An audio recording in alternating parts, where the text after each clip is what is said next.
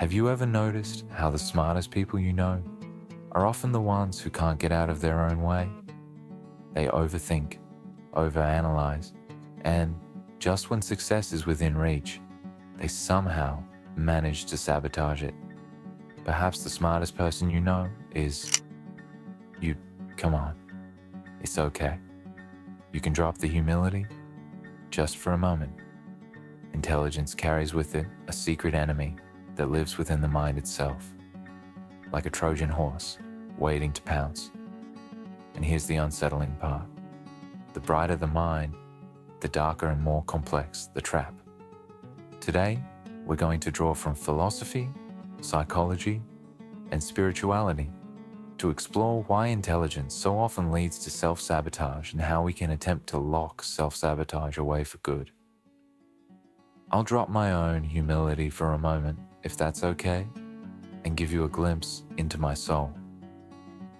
There was a time in my life when I was pouring myself into creative projects, but instead of finishing them, I'd tinker endlessly, rewrite scripts, redesign thumbnails, second-guess every choice.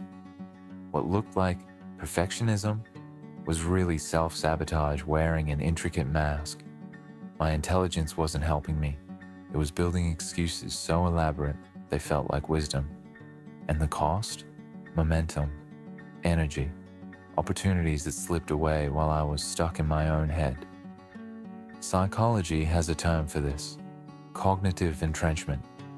The more intelligent you are, the better your brain is at justifying your fears. Where another person might just say, "I'm scared of failing," a highly intelligent person can build 100 rational arguments for why they shouldn't even try. It feels logical, it feels smart, but it's still fear, wrapped in sophisticated packaging. Think about it. Intelligence sharpens not only your ability to solve problems, but also your ability to invent them. Philosophy has wrestled with this tension for centuries. Nietzsche warned that when you stare too long into the abyss begins to stare back.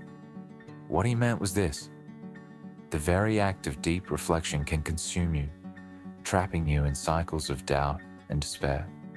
Kierkegaard, the father of existentialism, spoke of the sickness unto death. Not physical illness, but the despair that comes from overthinking who we are and what we should be. The lesson? Thought alone doesn't save us.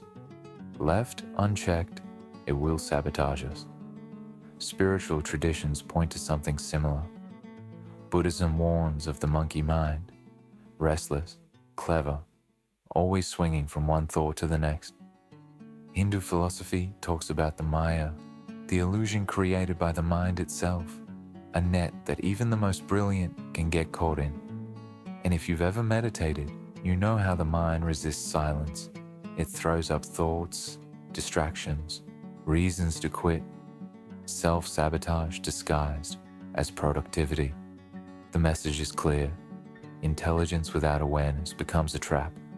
Let's talk about the root of self-sabotage. At its core, self-sabotage is fear of loss, fear of rejection, fear of not being enough. But the intelligent mind doesn't just feel the fear. It analyzes it, multiplies it, creates stories so convincing we believe them. It's not stupidity that stops us. It's brilliance in disguise, turning on us like the Trojan horse leaping to action from the recesses of our mind. So the question is, how do we break free? Here's a few techniques I've learned which have personally helped me.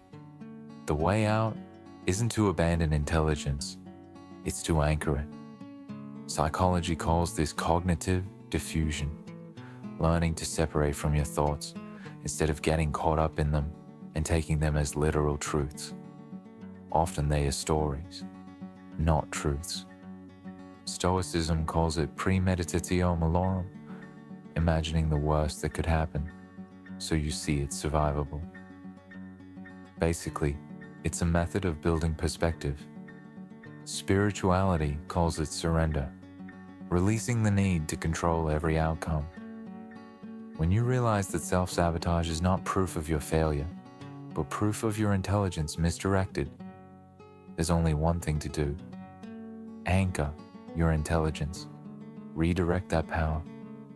Your mind doesn't have to be your enemy. It can become your ally once you stop mistaking overthinking for wisdom.